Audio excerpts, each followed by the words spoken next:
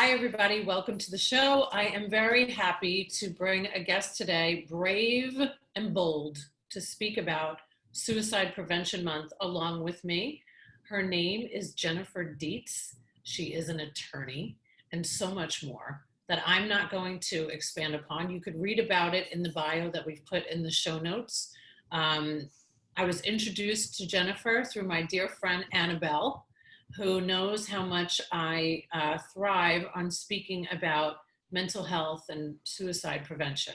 So Jennifer, thank you for being here with us today. I look forward to hearing more about your story and your great efforts to help in removing the stigma. Thank you so much for having me. My name is Jennifer Dietz, and I was born as an identical twin. And I grew up in the Picture Perfect neighborhood, went to the Picture Perfect schools with my twin, and I became a lawyer from the University of Florida, and she became a dentist at the University of Florida, and we both set out on our careers. My twin sister was an Ironman. She was an accomplished triathlete. She did 3 Ironman competitions. And her last one was in New Zealand, and each one she finished, which is utterly amazing to me. Amazing. And she didn't start until she was 36 years old training. And then I want to tell you a little bit about my dad. When I was 25, my dad was suffering from what I now know is depression and anxiety. Unfortunately, I didn't know it back then. And one of his last acts was to send me a list of psychiatrists and a $1,000 check when I was in law school to go see a psychiatrist. And I thought that was very odd. And then a week later, I got the call from my mother. While I was at my clerkship in Jacksonville, I got a call from my mother down in Coral Gables, which is a suburb of Miami. And she said very quietly, "Your dad has died. You must come home. But in the interim, you must go get Jackie in Gainesville and bring her with you." So I drove all the way to Gainesville from Jacksonville with no tears really flowing. I was stunned. When the news came about, I fell to my knees and dropped the phone. So then I picked it up after a couple of minutes and said, "I will get Jackie and I will tell her." I had the horrible task of telling my twin sister that our father had passed away and that she needed to come home with me on a plane from Jacksonville to Miami.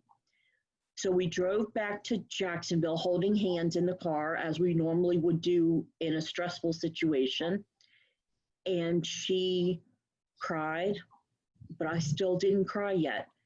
But what I did do was I started vomiting. And that tends to be a reaction that a lot of people have when they learn that someone has died.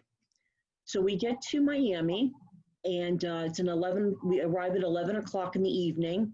The house is lit up, and there's all sorts of people there from the Catholic Church. My mom worked at the Catholic Church. She worked at the rectory, so there were a lot of priests there. My uncle flew in. My aunt and uncle flew in. Just my brother, my other sister, everyone was there. And I couldn't stop throwing up. So our neighbor gave me a shot of, I think it was Zofran, which knocked me out for about 14 hours, which was probably a good thing. But come Saturday evening, my mother called all the children into the den and said, "I have to talk to you." So she shut the door and she locked it. So the children were in the den with my mother, with the house all a bustle. And she said, "Your dad committed suicide. He jumped off of a roof 52 stories high." Because she didn't want us to find out from anyone else, any neighbor, the police, anyone. And the first question we all asked was, why? Why? He seemed so great. He was a brilliant engineer. He did most of the buildings in South Florida. He did the foundations for the buildings and the bridges in South Florida. But if you remember back in the 80s, times started to get tough.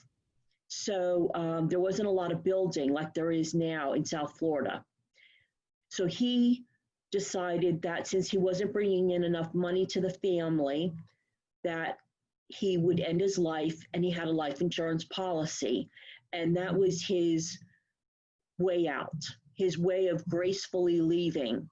And we never saw the body. We never had the opportunity, nor did we want to.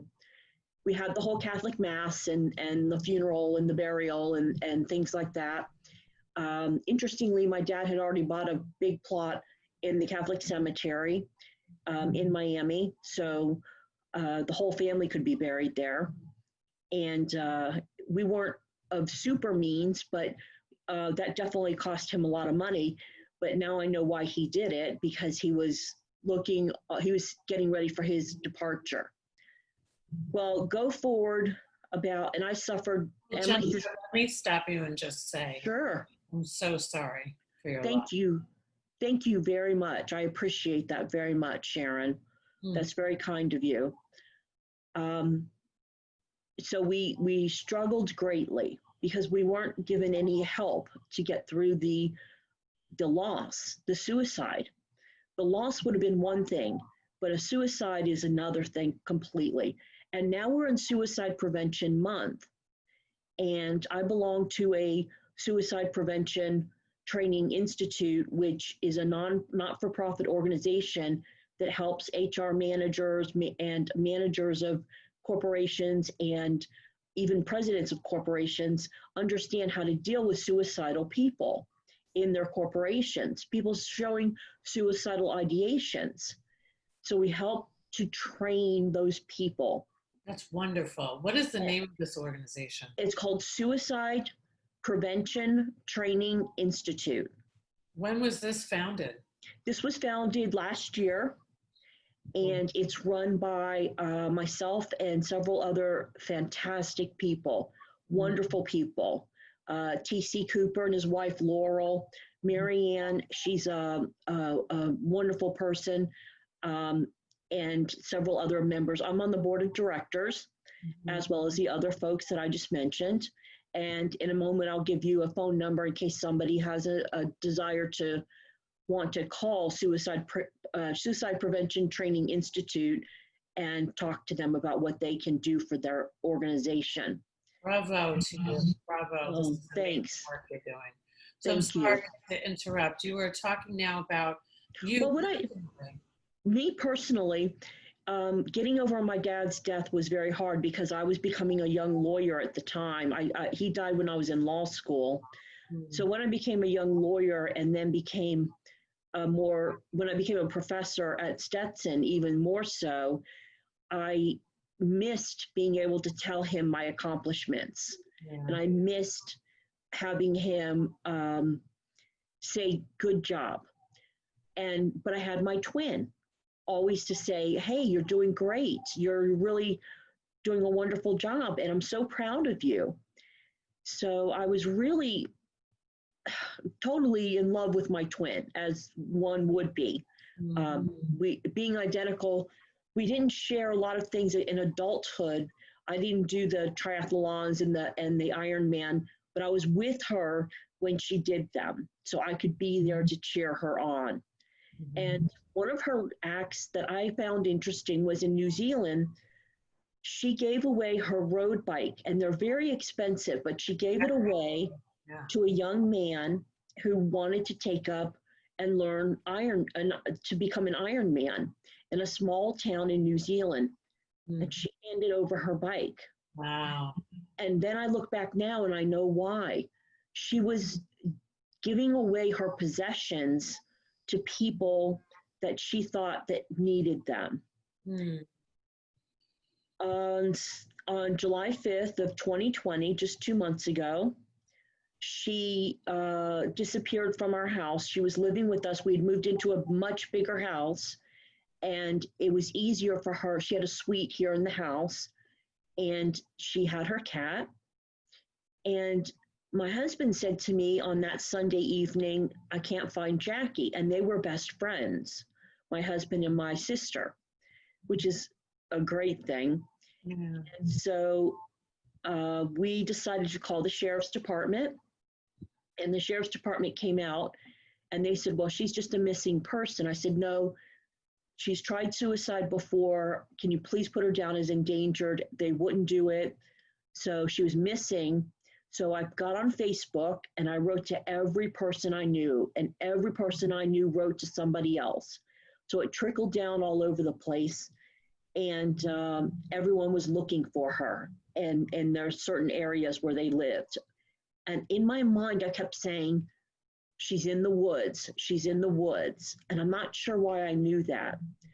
And behind our house are some very thick woods.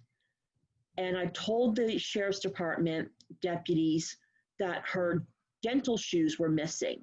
Now, normally she would wear flip-flops. That was her way, because she would just walk her cat around the house, walk her cat outside, come back in, put her flip-flops, take her flip-flops off in the room where it's carpeted, put them back on, go back outside with the cat. She had a very strict regimen about cleanliness. Well, her dental shoes were gone, and there was a 7-page note left for her cat. And it was about how to take care of him, all the way from his, because he's young, all the way through his life until his death, and what she wanted to have done with his ashes. So I showed it to the sheriff's department, and they still wouldn't say that she was in danger. And I said, there's no way she would have worn her dental shoes at all unless she were going out into some brush. Mm. So Monday passed. That was on July 5th, Sunday. So Monday passed, no word. I'm texting her everywhere. And then we found her phone in the house. Now, she would never leave without her phone. Yeah. Never. Tuesday passed, and I'm still texting her, thinking somehow she's hearing this. Tuesday passed, Tuesday night passed, Wednesday came and went, and my heart just sank, because she had no food, no water, she had no provisions. Thursday, I begged the sheriff's department to please bring a sniffer dog out, and they did. And while they were tape recording my statement and my husband's statement about Jackie's disappearance, the dog sniffed a blanket. I could see out of the corner of my eye, we have big picture windows, and I could see the dog in the backyard sniffing in a bag, my sister's blanket, and then he took off like a shot into the woods, right where I thought he would. Mm-hmm. And he was only gone about maybe 2 minutes, and made that sound, and I said, he found her. She had overdosed on prescription medication. They were not illegal medications, they were prescription. Because of COVID-19, you can get 90-day supplies of prescriptions. Mm. So she had a 90-day supply of a drug that's for your heart, but actually causes respiratory distress, and another drug that's used for sleep called temazepam, 90-day prescription of that, which caused respiratory distress. And she died under a tree, a beautiful tree out in the woods. And so my husband came into my bedroom to tell me that she was gone. They had paramedics here because they were afraid that I would melt down. I let out a primal scream, and then I quieted down, and I thought, get your act together and go out and see people that your daughter, I have a daughter, my husband, the police officers and everything, to thank them for what they did, and to the paramedics to tell them I don't need to go to the hospital.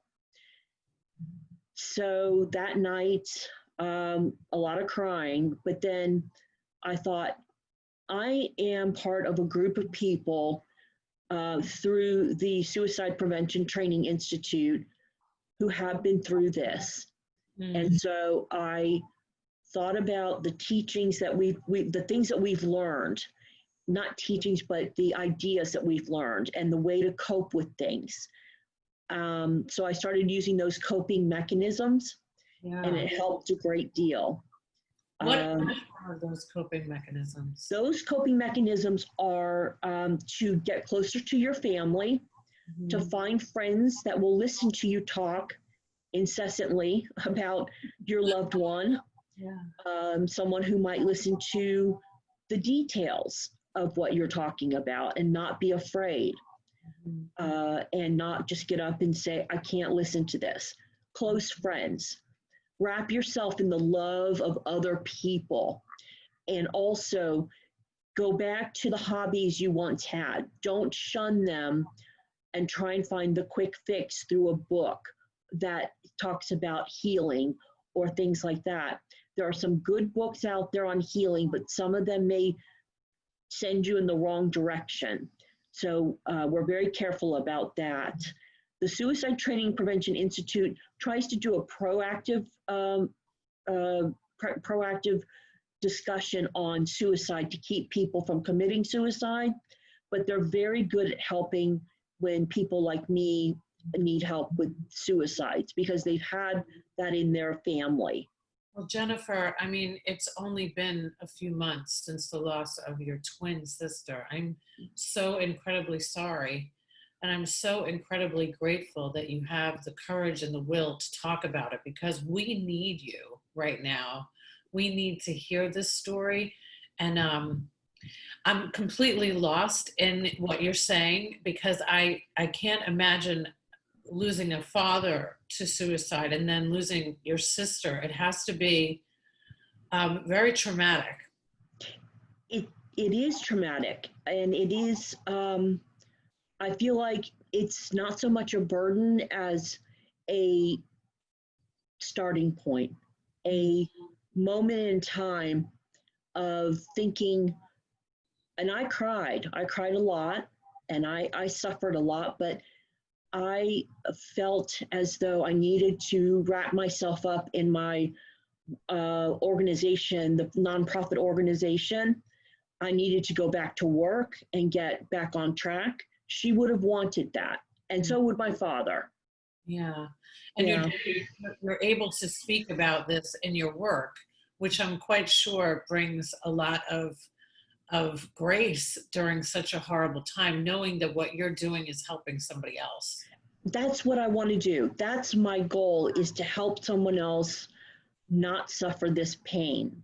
And if I can help prevent even 1 or 2 suicides, then I've done something good. I'm trying to help to discuss what's left behind. And my sister and I were actually interviewed when we were 14 by the Miami Herald. And they asked us one question separately. And the question was this: if one of you were to die and one was to live, which one would you want to be? And we both answered, I would want to be the one that lived. And they said, why? Why would you want to be the one that lived? And the answer to that, we both said, was the one that lives on with the pain forever. The one who dies is out of that pain.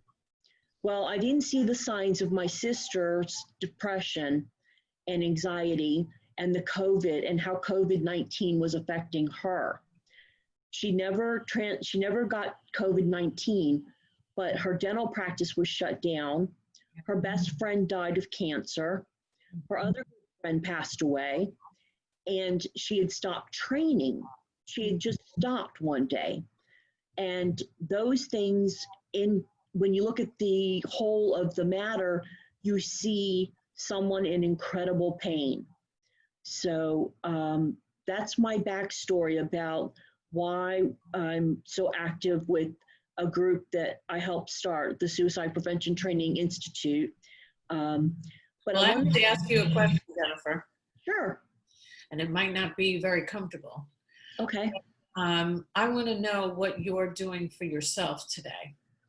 Today, I am working a full schedule at work. I am doing work for the Suicide Prevention Training Institute, and I am smothering my daughter and my husband and my friends in doing things. The other day, I had a Parisian dinner party. It was all Parisian. There were Eiffel Towers and there were candlelit. It was all candlelit dinner. And my daughter made the dinner because she's an incredibly great gourmet chef. She's 21 and she's at USF studying psychology. Wow. So yeah, so she's and she's a strong, strong young lady. So You be in that profession. You have to be. yes, you have to be that. And she's going on for her doctorate, and so we're very proud of her. Well, I asked that question because, of course, as an empath, I'm concerned about you. That's number one. Oh, thank you. Well, I don't know any human being that isn't breathing in and out that wouldn't be concerned about a beautiful woman such as yourself that just lost her twin sister to suicide in the backyard of your home. Right. So I being somebody who suffered from depression and attempted suicide when I was a young adult, and I have my mother in the backyard swimming today, which is great for me to see because and I'm sure it's, maybe not great all the time for her to see me, because it's 26 years later and I'm good now. But right. I'll never forget how gracious my family was to allow me to heal and to allow me to go through my depression and get me the help that I needed, because it was just, there's so many people that just don't know what to do at all. That's right. What to do. So in my parents' case, I was lucky enough to get the right help. I was in a therapist that asked me if I was suicidal. Sometimes it's just that question, are you having suicidal thoughts? And I said yes, and it was the first time I had ever acknowledged that I was thinking about suicide. And I think that question can be, well, I know that question can save a life because it saved mine. Right. And it was the beginning of the end of isolation, the end of that, oh my God, I'm keeping it to myself for so long. And all of the trials and tribulations that your sister was going through. I mean, I have a very good friend who's a dentist who struggled terribly through his practice, and I'm sure is still right now. It's such a difficult time in the world. It and is. if we're not going to talk about it now, when are we going to talk about it, right, Jennifer? You're right. If it's not now, when? If it's not with what all that's happening in the world, and especially with dentists, they have a 15% higher suicide rate, 15 times more apt than another human to commit suicide. And so the writing was on the wall for my sister, and I was seeing it, but I didn't put two and two together, even though I've been getting help since my father passed away. So since my father's suicide, I've been seeing a psychiatrist and a therapist since then. That's great news. Yes. I mean, I'm sorry, but I am just so grateful to hear that, because how on earth can anybody survive this trauma without that kind of help? Absolutely. Absolutely. And there were times where I ended up with psychiatrists that wanted to try some odd things, and you just have to think about it and say, well, that may not be for me. But in the end, when you get through the mire, you find what you need. And I found what I needed, what my body needed, and I succeeded in going back to work after my dad died within a month. And with my twin sister, it was 6 weeks, maybe 5 weeks, about that, to going back to work, to get back into a routine. But I do have some. Yeah, can you, because I'm thinking about all of the people that are listening that may have just lost somebody to either suicide or overdose, or so many people are getting painkillers right now, or they're being prescribed. I work in the medical industry. I mean, I know it all too well. being somebody that's a drug addict and an alcoholic in recovery, it's so dangerous right now to be over prescribing. But at the same token, we're in a pandemic. Giving somebody a 90-day supply of something doesn't seem so outrageous, right? Right. And your sister, obviously a very intelligent woman to make it through dental school, you know, and to grow up around the people that love her so much, such as you. Yes. And your husband being her best friend. I mean, your poor husband as well. I'm thinking about his own heartache. Everybody's suffering through their own trauma through this. So if you were to offer one thing that has helped you the most through this, what would it be? Maybe not one, maybe you could give me three things. I could give you a couple. Hearing from friends, and that's one of the things that we discuss is pick up the phone. Don't just text. Don't just, the letters and the cards and the flowers are great. But 2 weeks later, 3 weeks, pick up the phone and call that person and let me, as someone who's grieving, talk to you about what I feel that day. Maybe I want to talk about my dogs that day, or maybe I want to talk about my twin sister and what a beautiful, beautiful person she was. And how she was the top of her class in dental school and went on to her endodontic residency with no problem and became an endodontist.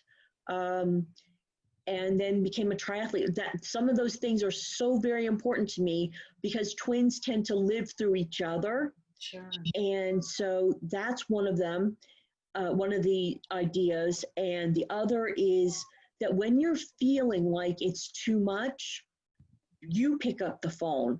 And if you have to call the national hotline for prevention of suicide or 911, they will get you in contact with who you need to talk to.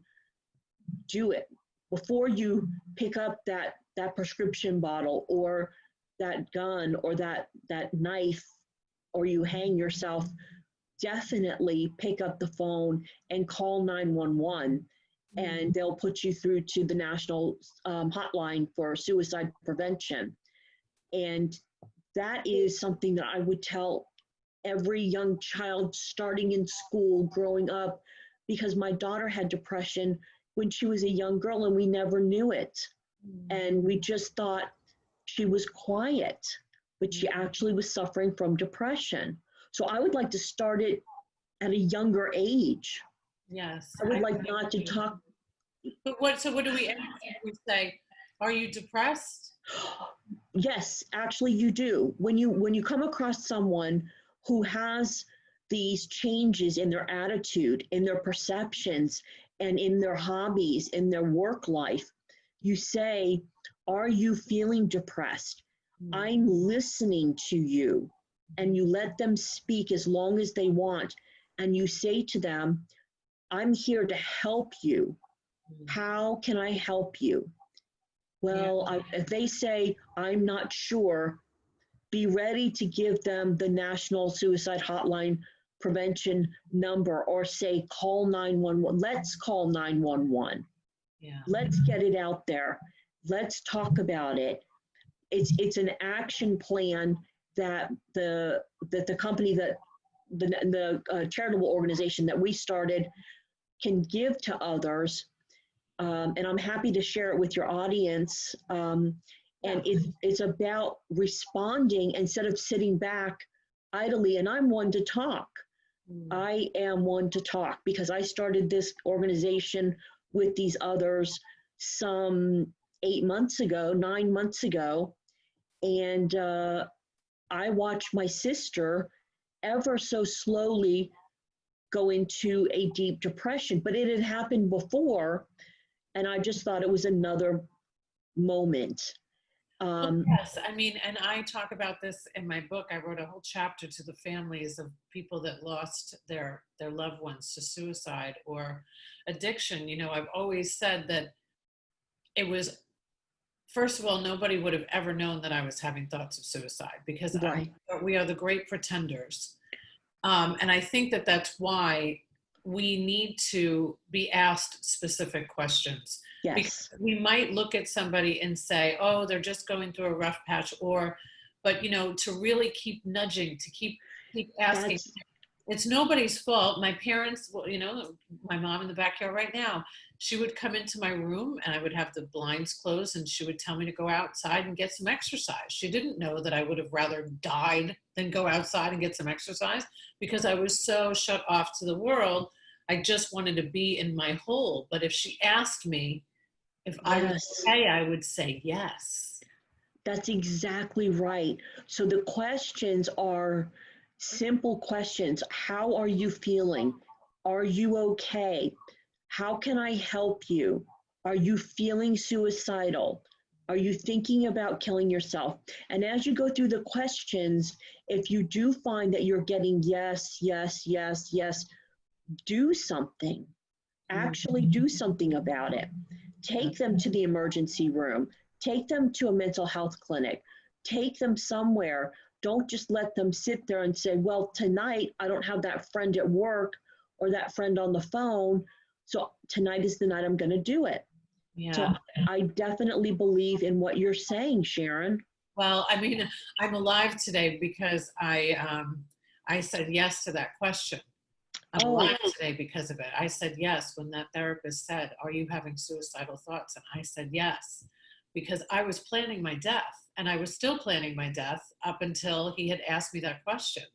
So it's a very difficult thing. A lot of people have a lot of wrong information when it comes to suicide. They coin it as something that is a selfish act.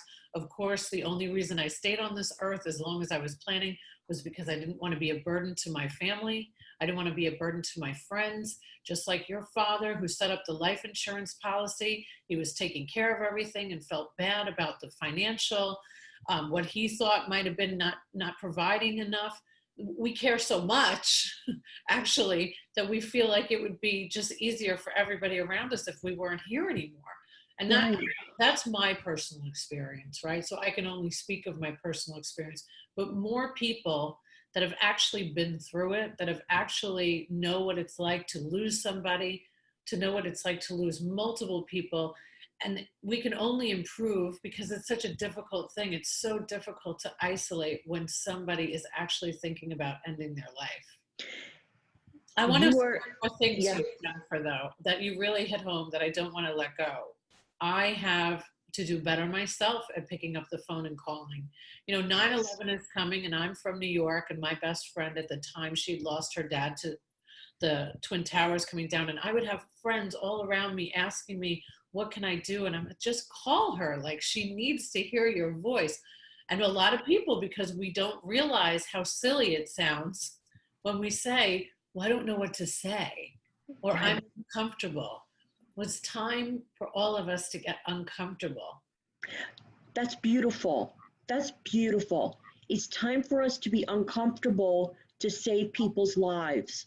Our Yes. birthday came and went on August 24th, and I had people calling.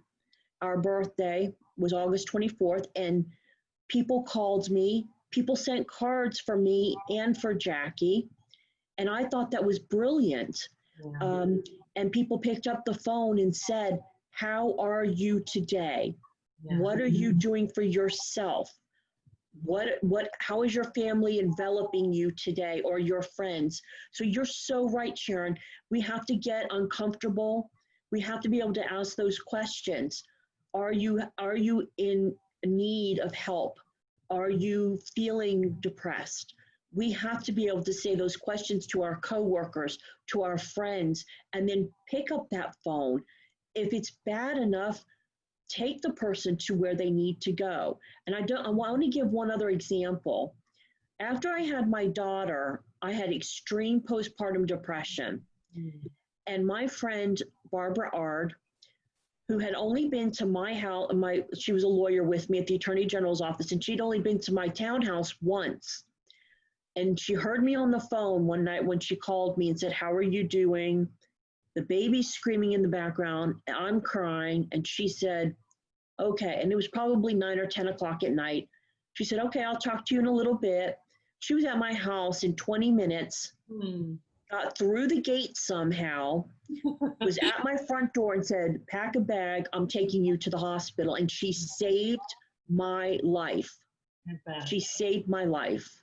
I bet. It is so important. I just interviewed a young lady, Mallory Taylor, who lost her good friend to suicide a few years ago and then started a company, a technology company that helps in healthcare about mental health, and now has moved on to be her own consultant. And her and I were having a discussion about just how we're feeling now.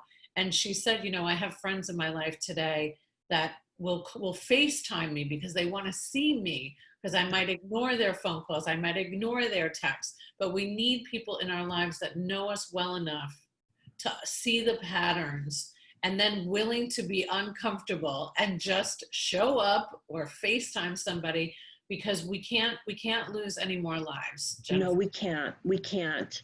We're So, losing so many. yeah. And it's, if you look at the statistics, it will be very bad for this year. It will be terrible. It will be unbearable how many people we will have lost. And we're talking about first responders. We're talking about teachers and dentists and physicians and doctors and pharmacists and other people that do. People that work at Publix that didn't Right. show up for work during the pandemic. Right. I mean, there's so many people that are, we're all in this global pandemic together. We all need to fight to keep each other mentally well. And the only way to do that is to have these strong, uncomfortable, difficult conversations that will only lead to maybe helping that one person that we want to help. So Jennifer, I hope that we have an opportunity to speak again. We will have all the information about your nonprofit and all of the information, and of course the suicide prevention hotline for everybody. Perfect. So I'm just so grateful that I was able to talk to you today. You're doing God's work out there, Jennifer. Thank you, and so are you. Thank you for everything, and I'm glad you're here. Thank you, Jennifer. Thank you. Thank you. So don't forget, if you mention that you have seen the show or listened to the podcast, Thai Technology, 3 months for free.